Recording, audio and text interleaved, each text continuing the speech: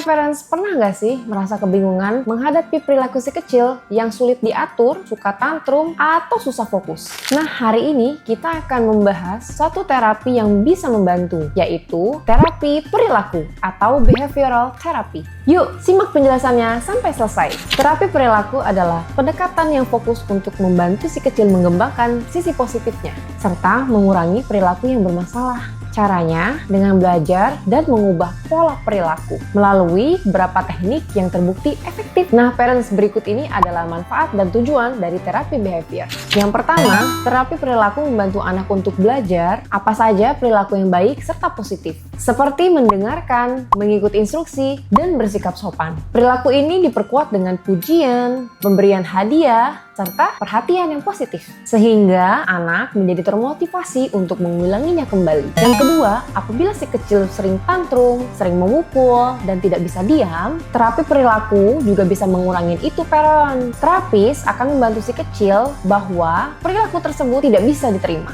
dan mengajarkan cara lain yang lebih tepat untuk mengekspresikan dirinya.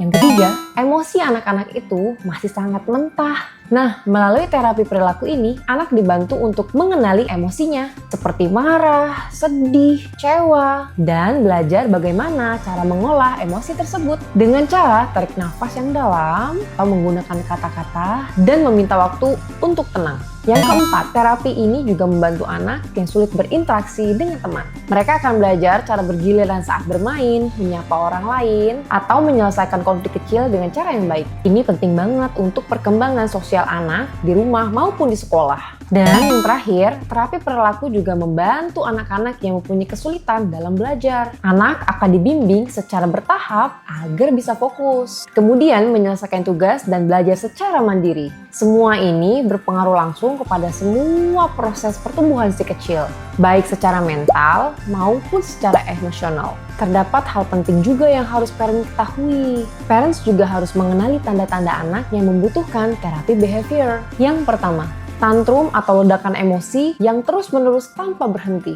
Yang kedua, hiperaktif atau tidak bisa duduk dengan tenang merupakan juga salah satu faktor bahwa si kecil membutuhkan terapi behavior. Yang ketiga, susah fokus atau susah konsentrasi. Yang keempat adalah stimming, seperti melambaikan tangan atau melirik dari sudut mata. Walaupun terlihat biasa saja, itu merupakan salah satu tanda-tanda kalau anak membutuhkan terapi behavior.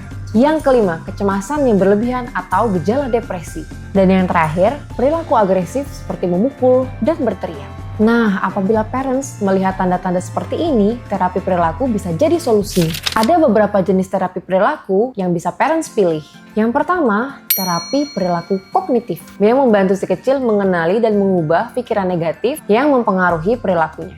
Yang kedua adalah applied behavior analysis. Biasanya digunakan kepada si kecil yang memiliki autism dan fokusnya kepada penguatan positif dan pengajaran keterampilan yang baru. Yang ketiga adalah terapi modifikasi perilaku. Dapat membantu si kecil dalam hubungan perilaku dan lingkungan sekitar, serta belajar kemampuan yang lebih adaptif dan positif. Kenali jenis-jenis terapi perilakunya ya parents, agar sesuai dengan kebutuhan si kecil. Lalu, bagaimana cara proses terapi perilaku ini? Mungkin ada banyak parents yang penasaran bagaimana cara prosesnya.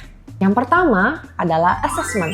Biasanya dalam langkah pertama ini memiliki tujuan untuk memahami perilaku si kecil serta memahami apa yang mempengaruhinya. Yang kedua adalah menetapkan tujuan. Untuk langkah yang kedua ini memiliki tujuan untuk menetapkan apa saja perilaku si kecil yang ingin dikurangi atau ditingkatkan. Yang ketiga adalah pelaksanaan terapi. Pada langkah ketiga ini biasanya terapi sudah menentukan berbagai strategi sesuai dengan kebutuhan si kecil. Dan yang keempat adalah evaluasi. Pada langkah ini biasanya sudah terlihat sejauh mana proses si kecil, mulai dari kemajuannya hingga menyesuaikan terapi lainnya jika diperlukan. Tujuan terapi perilaku ini adalah mengurangi perilaku yang tidak diinginkan seperti tantrum atau kesulitan berinteraksi sosial, meningkatkan perilaku yang positif. Misalnya, kemampuan untuk berinteraksi dengan orang lain, mengontrol emosi, atau menyelesaikan masalah. Merubah cara pikir dan merespon, terapi ini membantu anak untuk mengenali dan mengubah pola pikir negatif yang berkontribusi pada masalah perilaku.